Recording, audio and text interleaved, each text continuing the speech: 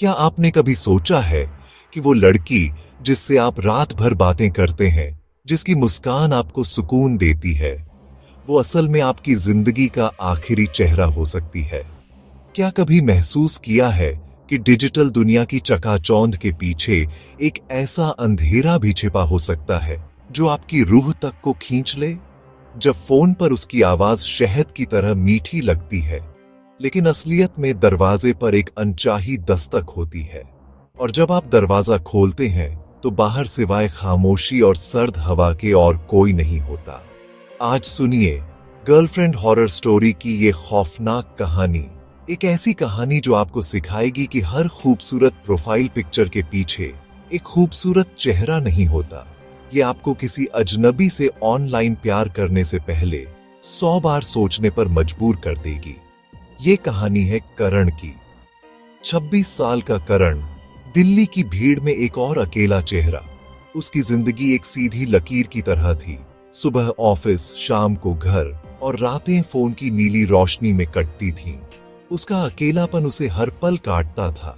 और फिर एक रात उसी अकेलेपन को दूर करने की कोशिश में उसे डेटिंग ऐप पर वो मिली। नाम था अनन्या। प्रोफाइल फोटो में वो इतनी खूबसूरत थी कि एक पल के लिए करण की सांस ही रुक गई। लंबे घने बाल, झील सी गहरी बड़ी आंखें और मुस्कान, एक ऐसी मुस्कान जो किसी भी उदास दिल में उम्मीद जगा दे। वो सपनों से निकली किसी परी जैसी लग रही थी। चैट शुरू हुई और करण को लगा जैसे उसे वो मिल गई है जिसका उसे हमेशा से इंतजार था। कुछ ही दिनों में वो दोनों घंटों बातें करने लगे। अनन्या की आवाज इतनी प्यारी, इतनी नशीली थी कि करण को उसकी लत लग गई। वो रात रात भर जागकर बस उसे सुनता रहता। तुम्हारे बिना नींद नहीं आती करण। ऐसा लगता है जैसे तुम मेरे ख्यालों में रहते हो। तुम तो मेरी नींद चुरा लेती हो। तुम्हारी आवाज सुने बिना अब दिन खत्म ही नहीं होता। मैं अब और इंतजार नहीं कर सकती। मिलना चाहती हूँ। कल रात 10 बजे तुम्हारे घर के बाहर आऊं? करण का दिल जोरों से धड़कने लगा। वो उत्साहित हो गया। उसने पूरा घर साफ किया, अपनी सबसे अच्छी शर्ट निकाली, खुशबूदार कैंडल्स लगाईं। वो चाहता था कि जब अनन्या आए तो सब कुछ परफेक्ट हो। रात के 10 बजे घड़ी की सुई जैसे वहीं जम गई। हर एक टिक टिक की आवाज करण के दिल की धड़कन बढ़ा रही थी। ठीक उसी वक्त दरवाजे पर दस्तक हुई, एक हल्की नाजुक दस्तक।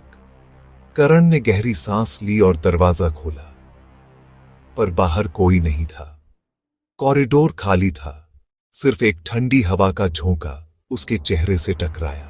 मैं आ गई हूँ, दरवाजा खोलो ना। मैंने तो खोला था। तुम कहाँ हो? मुझे कोई नहीं दिख रहा। मैं अंदर हूँ।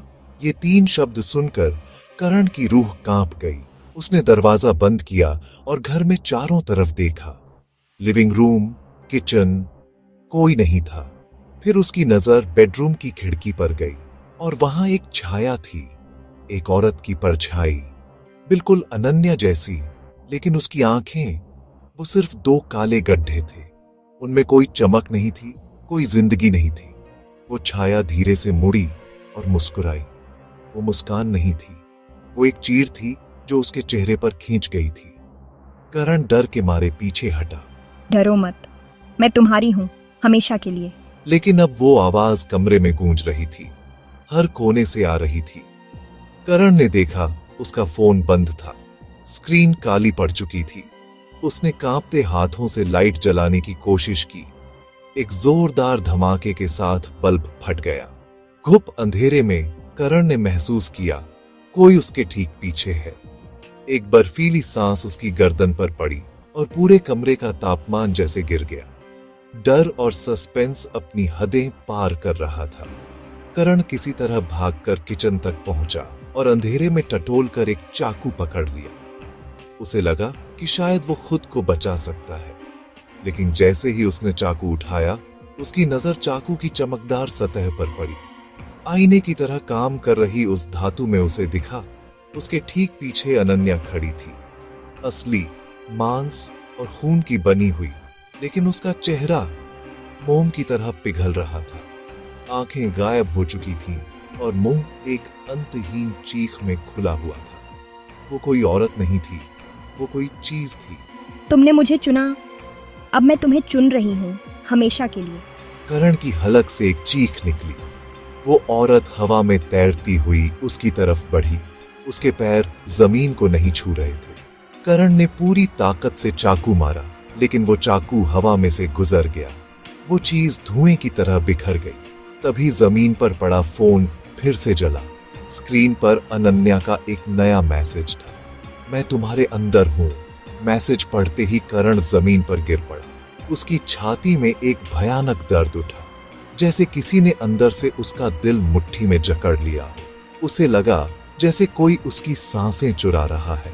अपनी आखिरी सांसें लेते हुए उसे याद आया, ऐप पर अनन्या की प्रोफाइल।